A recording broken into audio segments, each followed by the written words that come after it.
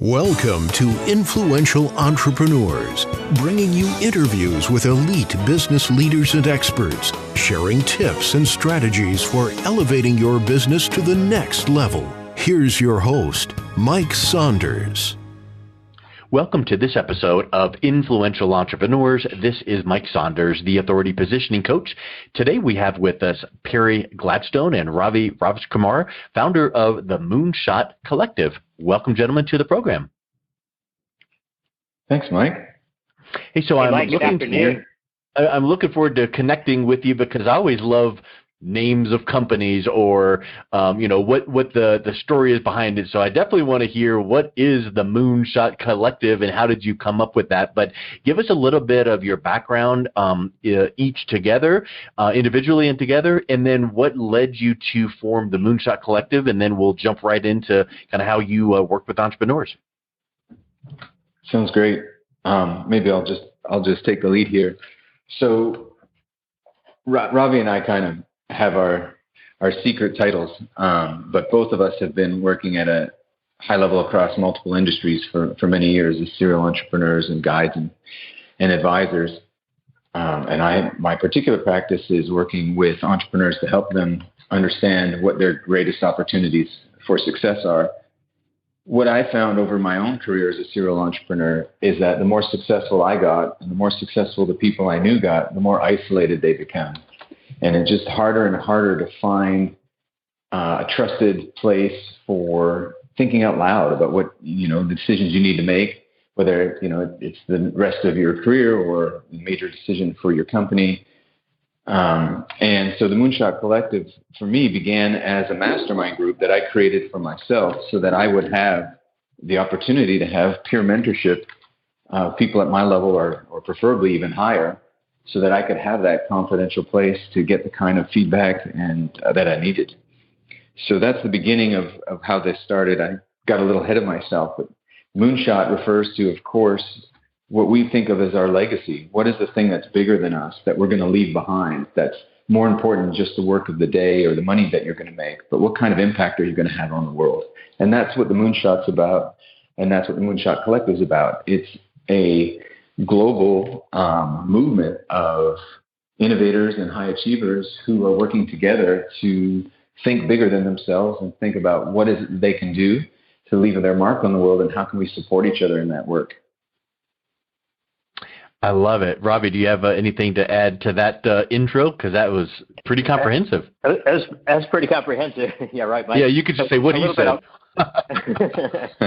So more of what my colleague said, but my background and my point of view on adding to what Perry said is really around, so I come from a long experiential marketing background, event marketing, athletes, that type of stuff. I was with Red Bull for a number of years, and I'm lucky that I had the opportunity to work at a lot of the world's best events, from the World Championships, the Olympics, the X Games, all that kind of stuff. So I come into that into the Moonshot Collective from that point of view.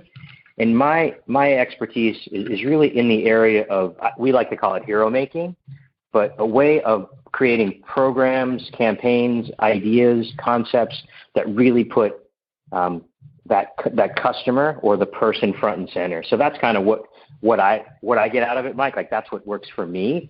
And as Perry said, we created this as a safe place for leaders to be able to network, grow, and just do really good work. And I would just I love the concept of masterminds and accountabilities and all of that. Do you guys find that your groups are niche or industry specific, or does that even matter? No. In fact, we curate. I mean, we literally handpick our groups, and we curate them to make sure that they're cross industry, because at the end of the day, it's the sum total of our experience that makes peer mentorship, truly valuable, in fact, invaluable. And so it's being able to borrow ideas from other places and reapply them or repurpose them. So we're really very careful to not do that industry specific. And also the other thing that I think is really important to mention is that we don't really differentiate between personal development and professional development. There's all sorts of mastermind groups for industry and all sorts of networking groups to find other people's resources. But what we do is so much more intimate and so much more deep, because we really do dive into what is your true purpose as an individual and how does that affect the work you do. And I honestly believe that you can't separate those things. And anyone that starts from the premise where they're separate is missing their greatest opportunity right out of the gate. They're just never going to see it. Yeah, because doesn't it or what you said reminds me of like the Jim Rohn teaching, which I'm sure he didn't even originate it, but you should spend more time on yourself personally, developing your personal development than you do anything else, because then so many other things fall into place. So we're just one person. How I am personally should be how I am professionally, and if it's not, then maybe that's part of what we need to talk about in our next event, right? Mm-hmm. Absolutely, yes, right? It's like that mechanistic viewpoint of the world. I mean, sure, if your arm's broken, it's a mechanical thing and you got to fix it. But the body's a holistic entity, and so are we.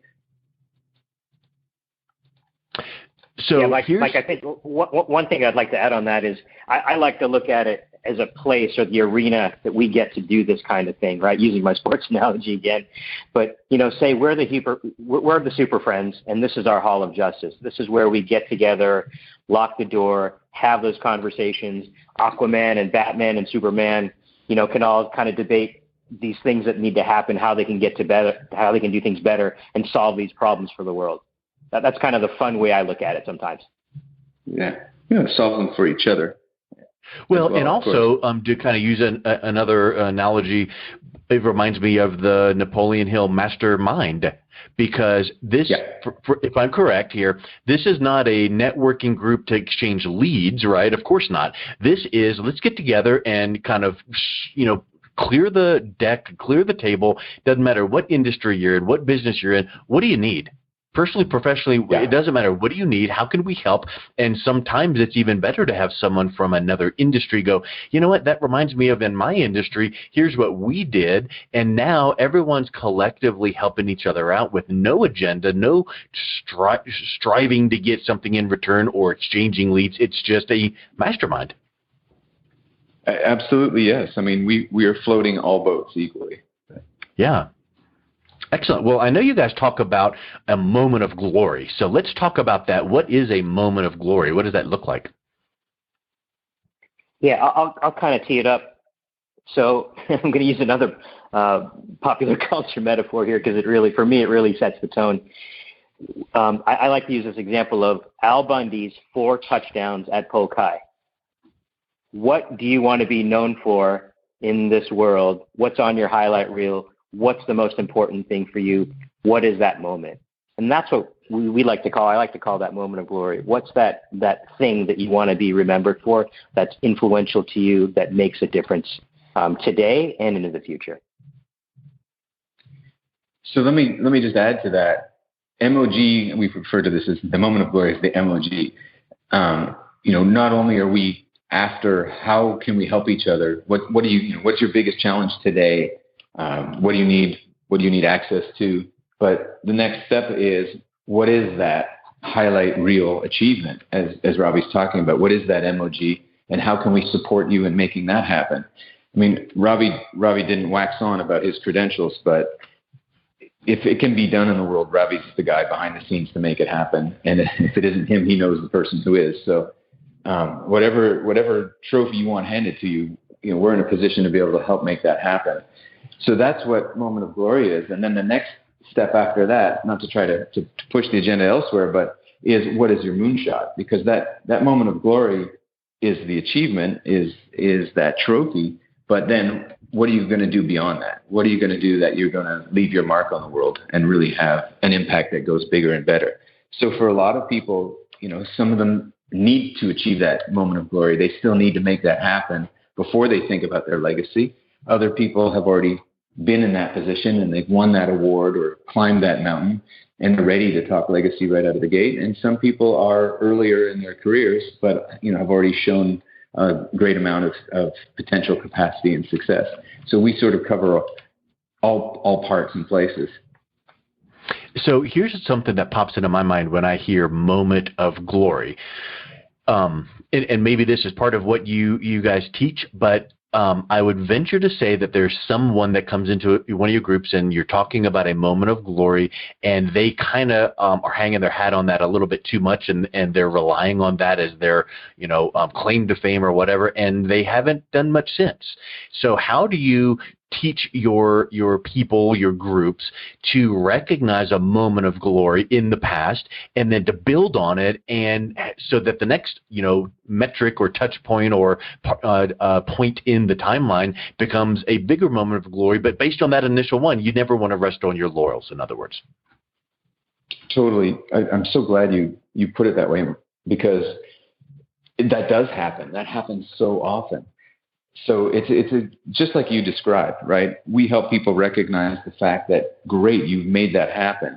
Ravi's the hero maker. I'm the big shot whisperer. What we do is we dive in to our greatest abilities as individuals, as individuals and as a group, to help dig in and uncover what is that bigger purpose? What is that true mission? What is the work you're really here in the world to do?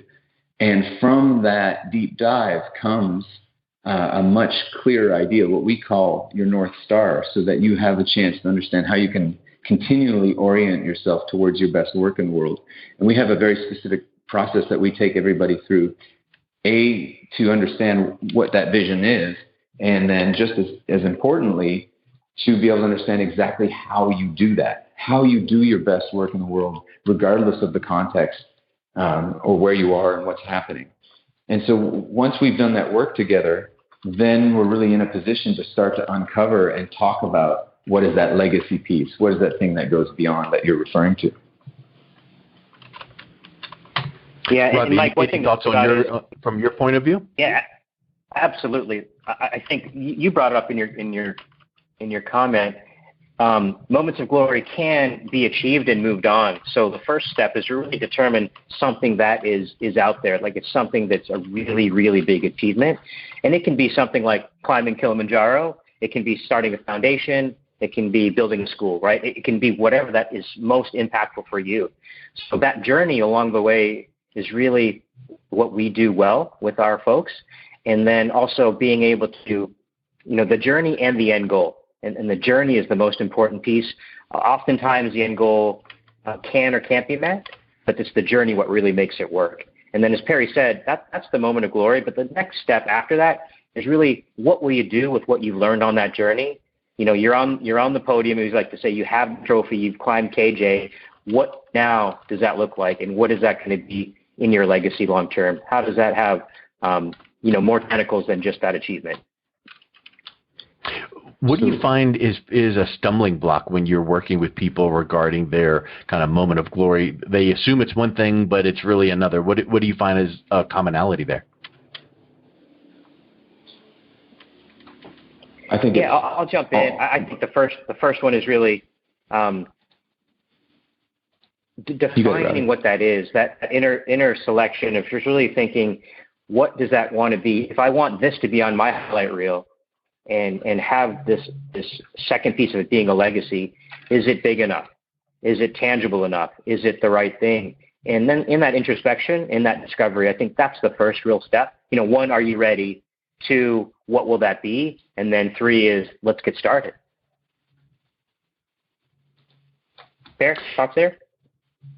Yeah, in terms of blocks, we are always our own worst enemies, just like, the shoemaker's shoes or kind of thing. And so usually what it takes, Mike, is that it takes outside perspectives, that you need to have an effective mirror, somebody else to help you see what you're talking about, someone else to help you hear the words you're using and reflect them back, help you reframe it, help you shape it, and then, connect the dots between what's really important. Almost all of us are amazing at doing that for other people, but it's extremely difficult to do it for ourselves. Yeah, it's kind of like the old analogy of the cobbler's, children Right. don't have the best shoes, or the plumber, his house is always messed up. Well, you can always see it for someone else, and sometimes you either don't see it or you don't handle it for yourself. So again, bringing it back full circle, that's where the power of a mastermind group would come in, right?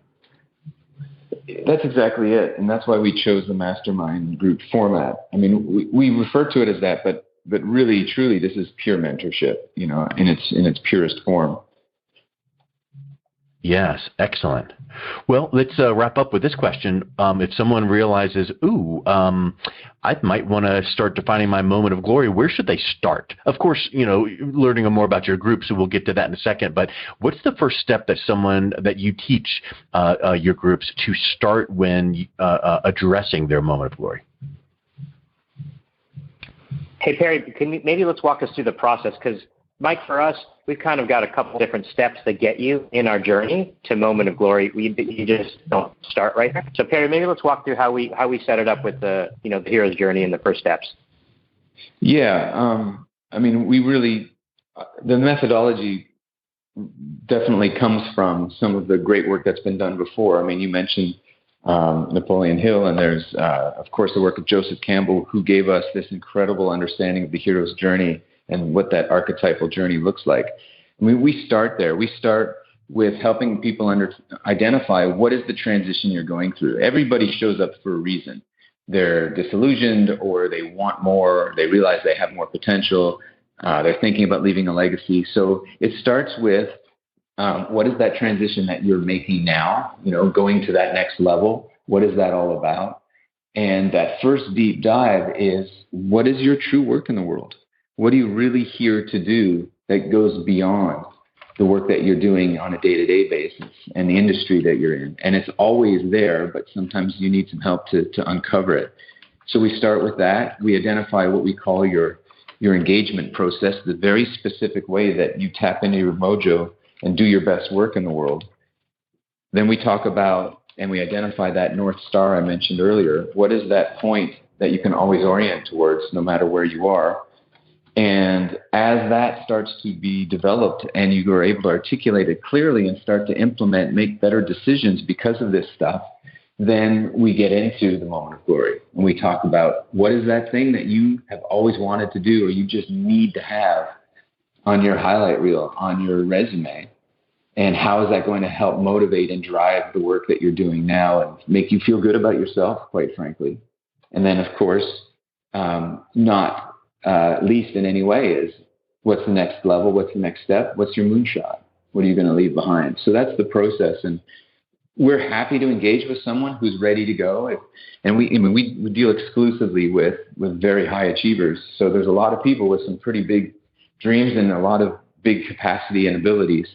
If they're ready to go, we can start right away. But almost always, we've got to dig into some of that background work first. Well, let's wrap up with, if someone is feeling like, there's something to these groups that I'm hearing about, and my, the moonshot sounds pretty interesting, and my moment of glory sounds pretty appealing. What's the best way that someone could reach out and learn more and connect with you? Yeah, thanks, Mike. The easiest way to get in touch with us is our website, themoonshotcollective.com. And in there, you've got all the information on us, and it talks about, we can also talk about where our socials are, and also the different podcasts that we have out on the marketplace. But the moonshotcollective.com is the best spot, and you'll learn about orientation, optimization, kind of the two things that we really, really believe in. Excellent. Yeah, well, gentlemen, thank you for coming on. It's really wonderful talking with you, learning about how you work with your clients, and I love your business model, so wish you all the best. Thanks. Really appreciate this opportunity, Mike, and thanks for being patient with the funky connection. Oh, you're welcome. It sounds great. Great. You've been listening to Influential Entrepreneurs with Mike Saunders. To learn more about the resources mentioned on today's show or listen to past episodes, visit www.influentialentrepreneursradio.com.